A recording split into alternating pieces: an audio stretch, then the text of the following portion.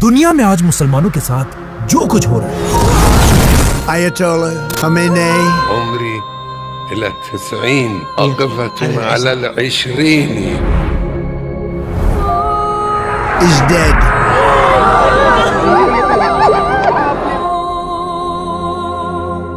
इस सब के बारे में आज से 1400 साल पहले एक दिन आप सल्लल्लाहु अलैहि वसल्लम ने सहाबा से कहा, दुनिया में एक वक्त ऐसा आएगा कि जब दुनिया की बाकी कौम We have the right man, we have the right leader of Israel. मिलकर मुसलमानों पर ऐसे हमले करेंगे We have hit hundreds of targets in Iran. जैसे कि लोग मिलकर किसी खाने की दावत पर जाते हैं। जिस पर एक सहाबी ने आप सल्लल्लाहु अलैहि वसल्लम से पूछा कि क्या हम मुसलमान उस दिन दुनिया में बहुत कम होंगे, इसलिए ये लोग हम पर ऐसे हमला करेंगे। लेकिन आप सल्लल्लाहु अलैहि वसल्लम ने कहा नहीं, बल्कि उस वक्त तो मुसलमान दुनिया में बहुत ज्यादा होंगे, लेकिन तुम मुसलमानों की दुनिया में मिसाल ऐसी होगी जैसे किसी पानी पर गंध और झाग पड़ी हुई होती है।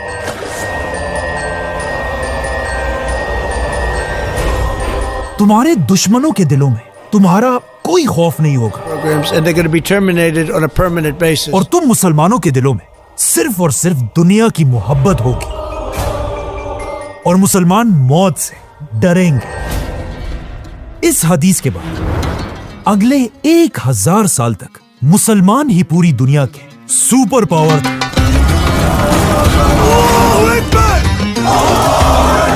और इन 1000 सालों के दौरान पूरी दुनिया की कौम मुसलमानों की ताकत और फौजों से कामती थी। और मुसलमान दुनिया के सुपर पावर इसलिए थे क्योंकि उस जमाने में दुनिया के सारे बड़े साइंटिस्ट मुसलमान ही थे। दुनिया की बेस्ट टेक्नोलॉजी मुसलमानों के पास थी और पूरी दुनिया मुसलमानों को ही फॉलो करती थी।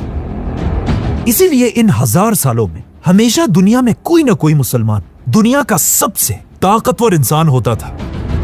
लेकिन आखिर 1000 साल बाद दुनिया में मुसलमानों की एक नई एम्पायर सामने आई और यही एम्पायर मुसलमानों की आखिरी सुपर पावर थी और इस एम्पायर का नाम था उस्मानिया खिलाफत।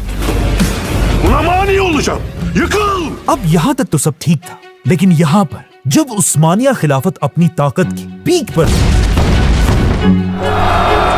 आखिर उस्मानिया खिलाफत ने मुसलमानों की हिस्ट्री की सबसे बड़ी गलती की